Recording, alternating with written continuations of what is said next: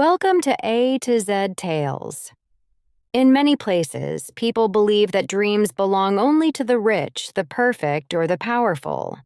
They think education is a gift only for those with money or status. But stories do not always start in shining cities or strong families. Some of the greatest stories begin in small houses with shaky voices in villages where no one expects greatness. This is the story of a girl who could not speak easily, a place that did not value learning, and a journey that grew from pain, persistence, and personal responsibility. If this is your first time on our channel, please subscribe, like, and share this video for more English stories. The girl's name was Daisy. She lived in a quiet village far from any city.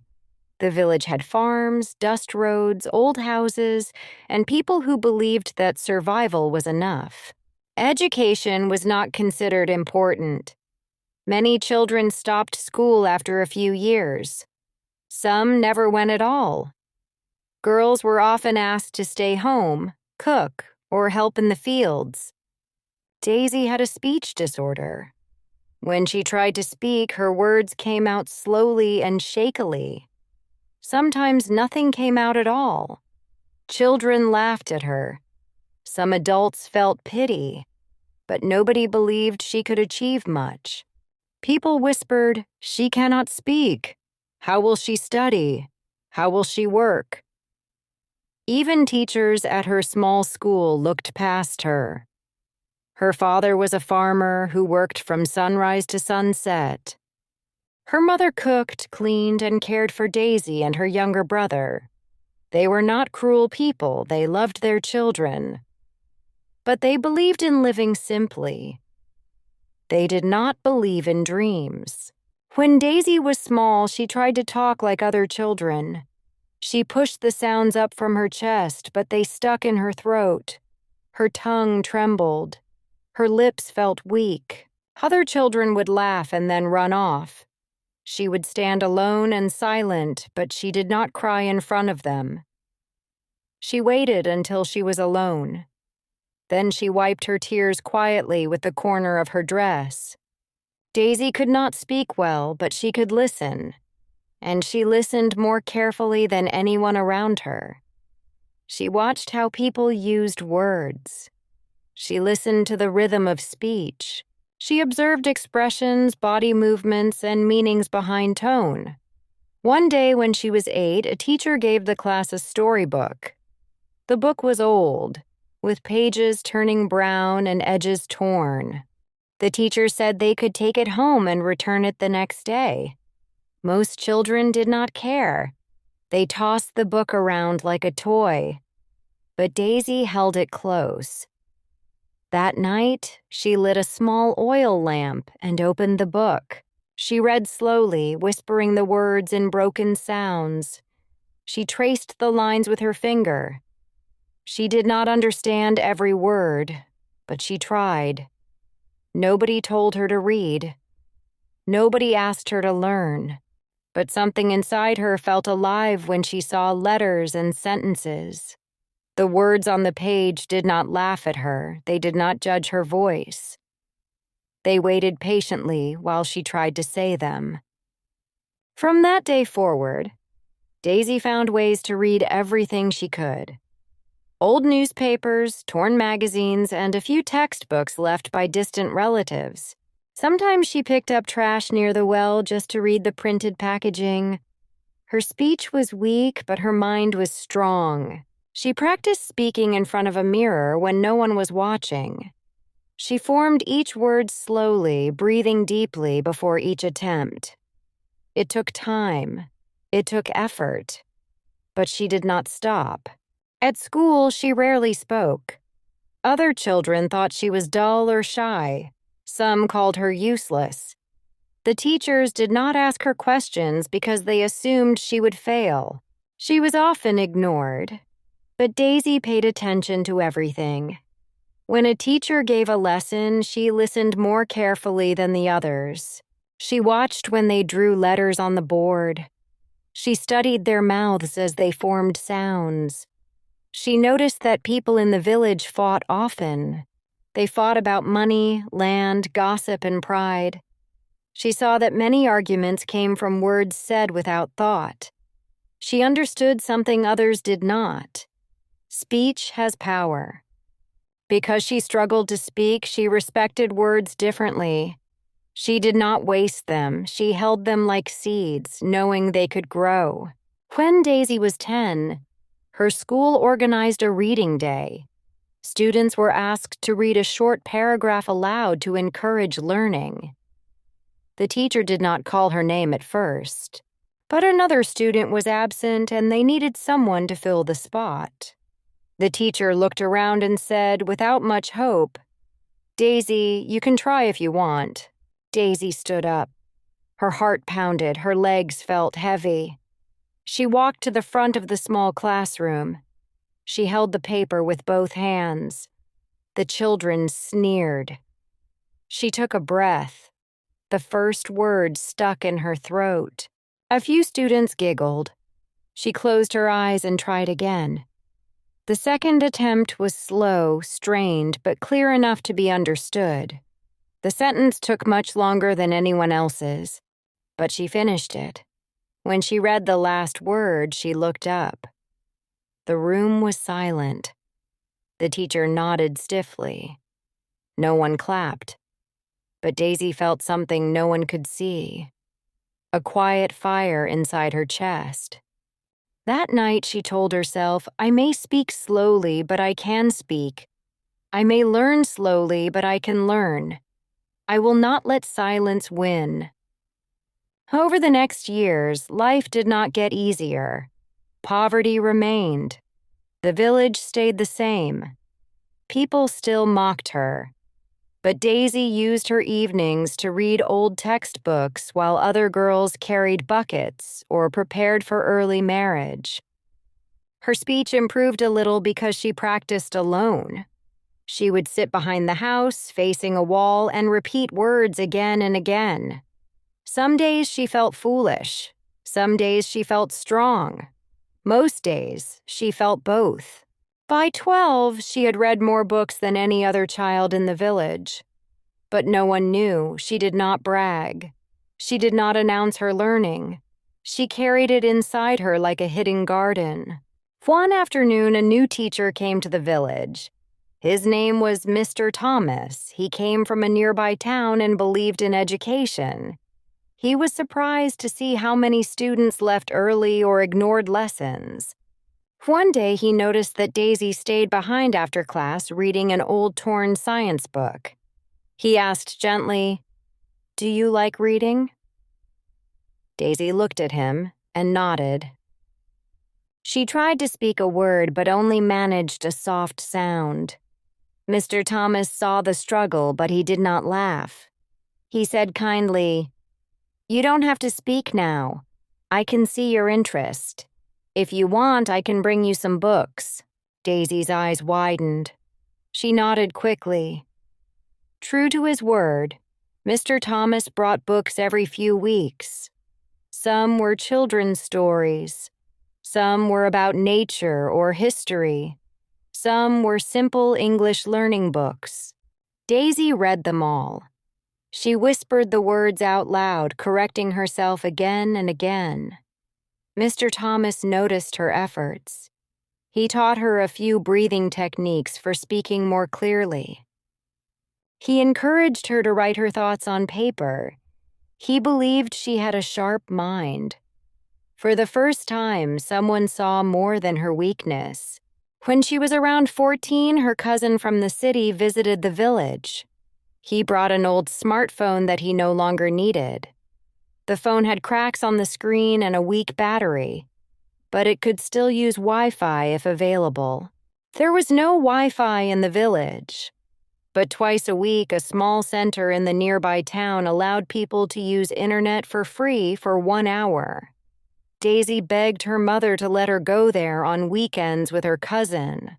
Her mother hesitated. "What will you do with that? People go there to watch movies and laugh." Daisy pressed her lips together and whispered, "Read." Her mother sighed. Fine, but do not waste time. At the Internet Center, Daisy opened websites about speech therapy and public speaking. She looked up videos for English pronunciation. She watched speeches by people who had overcome problems. She read articles about communication, books, and writing. Her cousin helped her download some ebooks and audio lessons so she could use them offline. Daisy listened to them at night with cheap earphones. She also found online forums where people shared their struggles. She read about men and women with stutters who became speakers. She read stories of children who grew up poor but became writers. She did not speak much on these forums because writing was easier for her.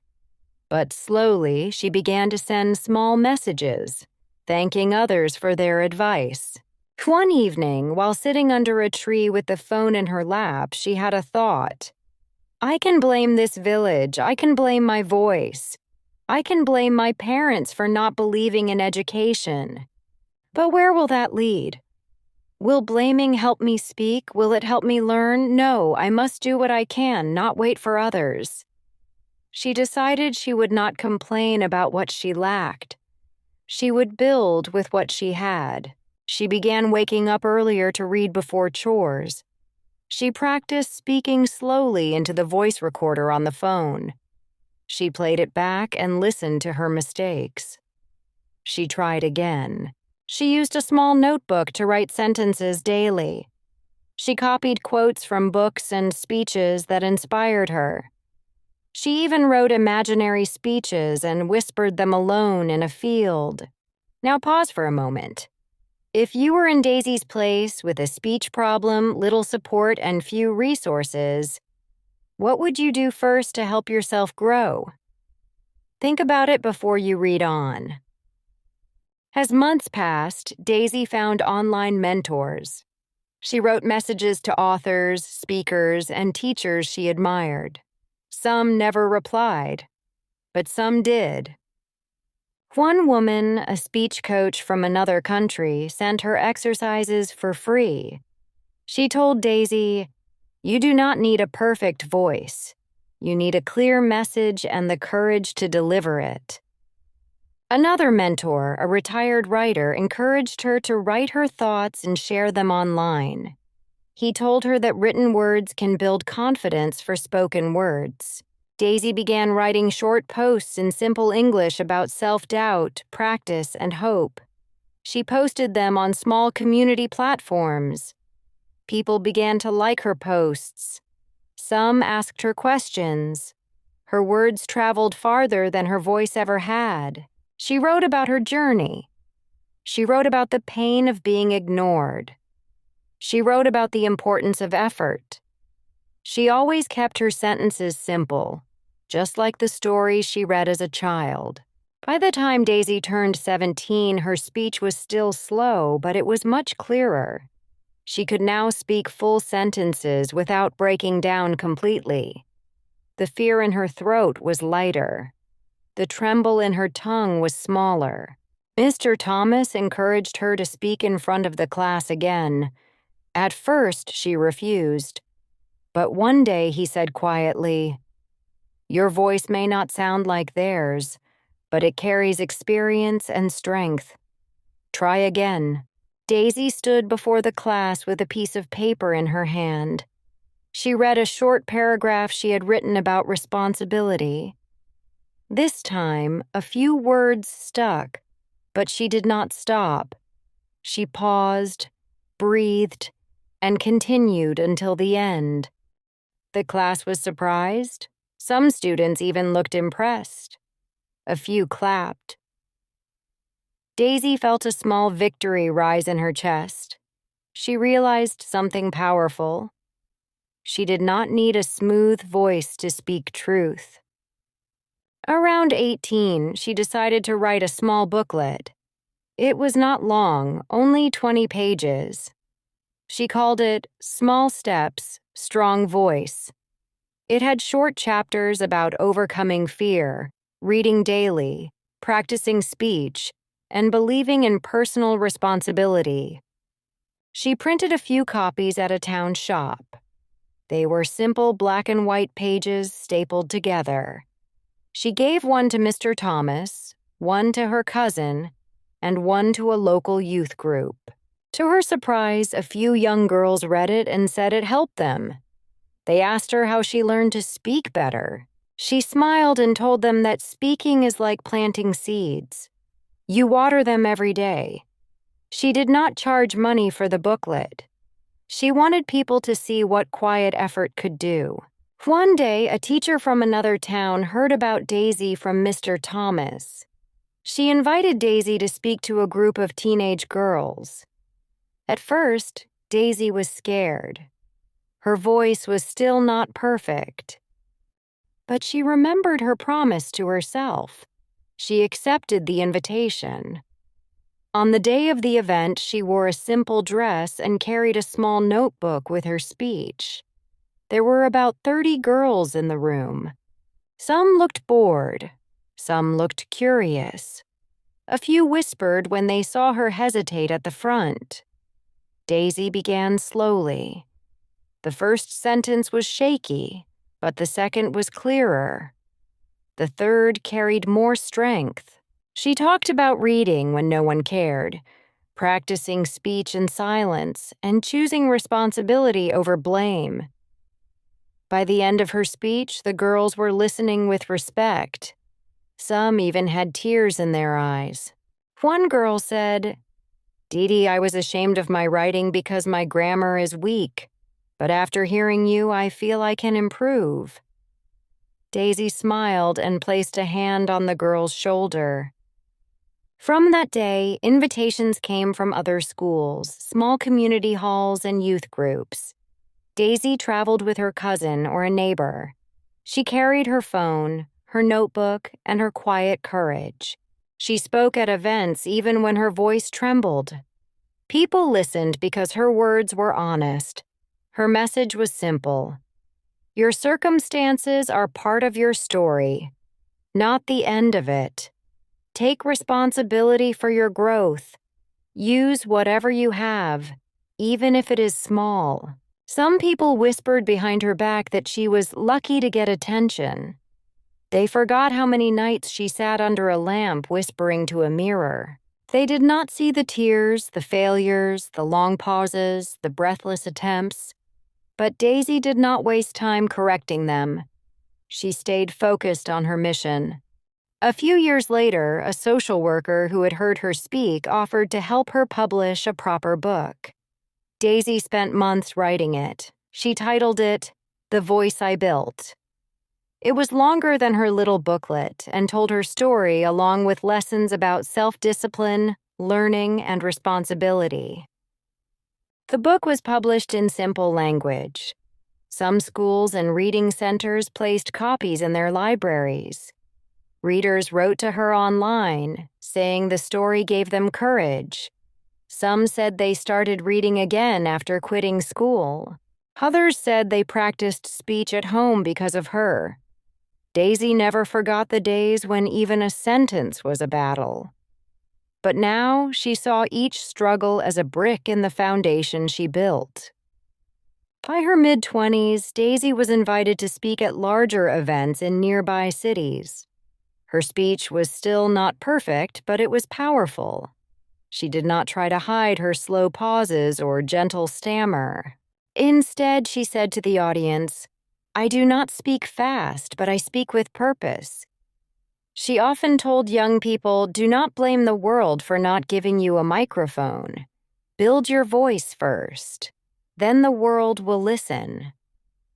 She never denied the harsh reality of her village.